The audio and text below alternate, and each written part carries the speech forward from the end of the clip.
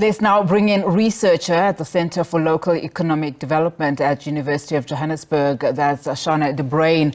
Joins us now via video link just to unpack the BRICS summit. Thank you so much for your time and good afternoon to you. So there are so many angles, to talk to here, but perhaps let's start with the South African angle.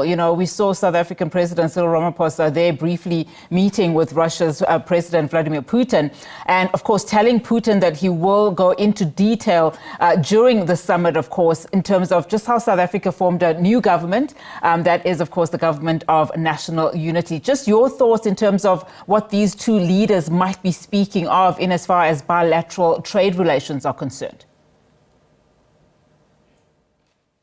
So I think this is going to be a very interesting summit overall, because just like we have now formed a new government of national unity, as you said, they've also formed a new BRICS, if we can say so, with new members like Egypt, Iran, Ethiopia, and the UAE joining.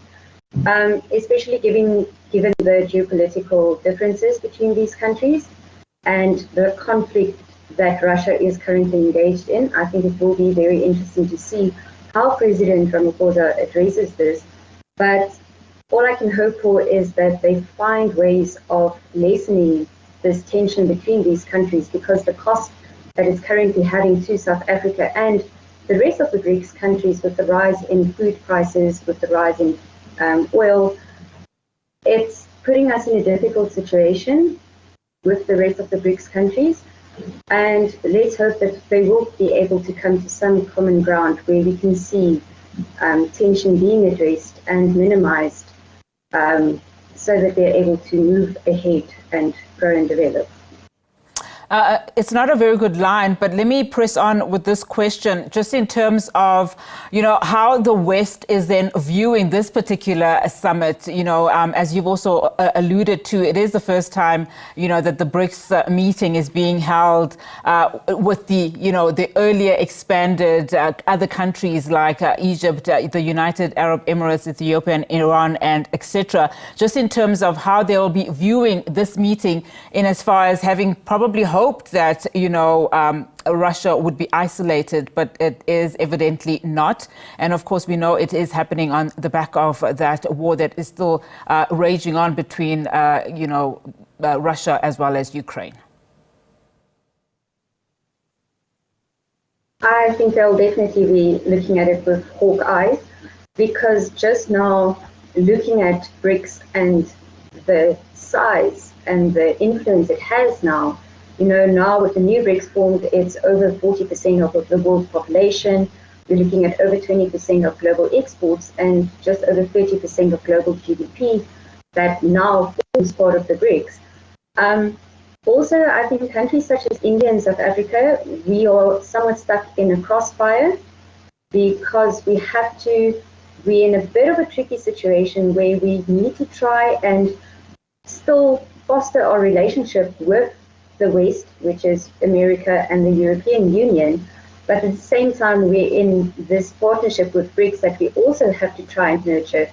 So I think that the West will definitely be looking at this, and they will be, I think, planning on how they're going to influence the rest of the BRICS countries in trying to force Russia into some sort of a resolute, because as we know, this war cannot continue, and we are also in a difficult situation where we need to look at our own market and protecting our own local markets.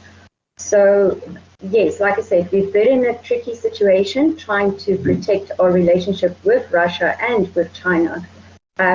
Also need to consider our relationship with the West, or trade negotiations with America and the EU. So again, we'll be watching the summit closely and watching what it is that's going to be said, and let's hope for a good outcome, a peaceful outcome. Yeah, and just having said that, and as we wrap up our conversation, in terms of, just monitoring and watching what that will mean in as far as our trade relations are concerned, what have been your observations on, in fact, trade negotiations and South Africa's progress since, in fact, the BRICS formation, because we've seen there's been a lot of movement there with the addition of other political parties at play? So, look, BRICS has been very important and instrumental in South Africa's trade negotiations.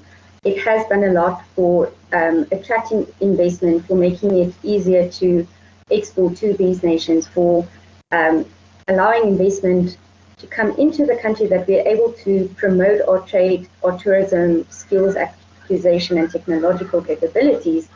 But I don't think that BRICS has been used to the benefit and the advantage that it could have for us as a country.